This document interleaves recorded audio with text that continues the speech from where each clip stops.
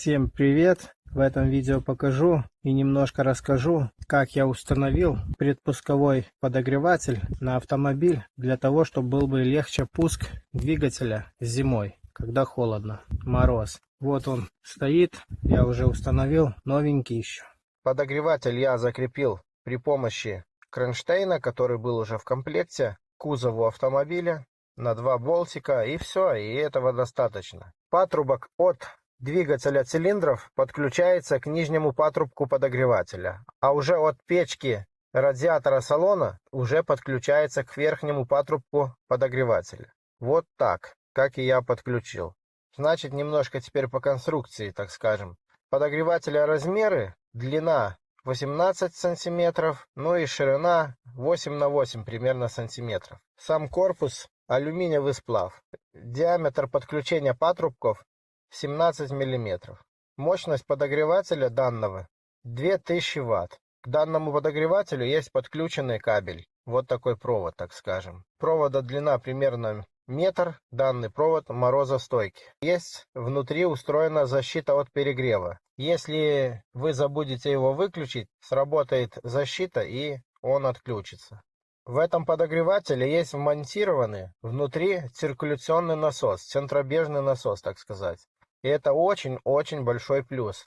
Он постоянно будет циркулировать нам антифриз по системе, по маленькому кругу. Когда устанавливаешь данный подогреватель, он должен быть всегда на уровне или даже ниже радиатора отопления салона. Если будет выше, будет собираться в нем воздух, и он уже будет работать неэффективно или вообще не будет работать.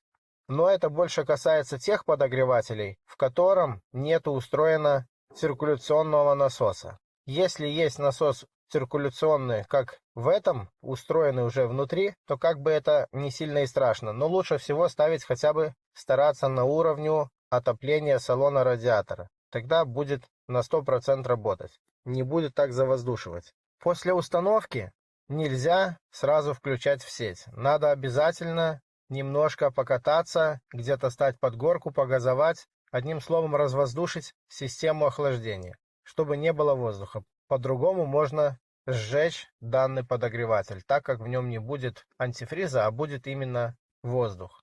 Перед тем, как устанавливать, обязательно надо прочистить, так сказать, антифриз, систему охлаждения, чтобы не было никаких осадков. И производитель не рекомендует добавлять никакие присадки в антифриз или тосол, когда используется данный подогреватель.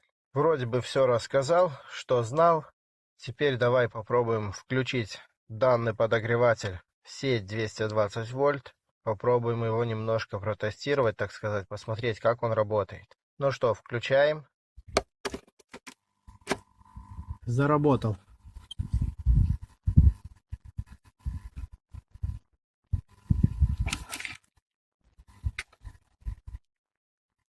Данный подогреватель заработал. Уже чувствую, греется. Рукой чувствуется. Даже нормально греет. Так хорошо уже нагрелся. Циркуляционный насосик работает. Бурчит.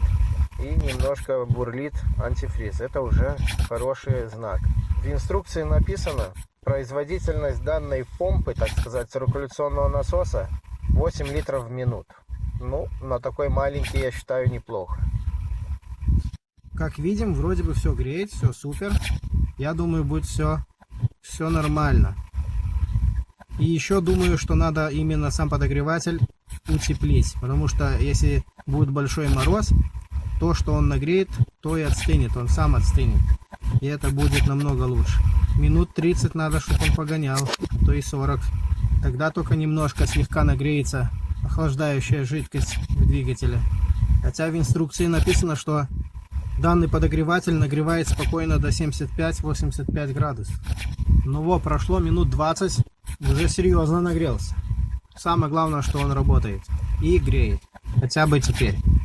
Значит, и потом будет. Одним словом, включаешь в розетку данный подогреватель, и ждешь минут 30. Ну, конечно, зависит еще какой мороз. Если там минус 30 и больше, то может и минут 40 и час надо подержать включенный данный подогреватель, чтобы нагрело бы охлаждающую жидкость хотя бы до 60-70 градусов. Когда жидкость нагрелась, автоматом нагрелся и сам двигатель, и уже по-любому наш автомобиль заведется. В любой мороз практически. Ну, как-то так. А на этом у меня все. Всем спасибо за внимание. Всем пока.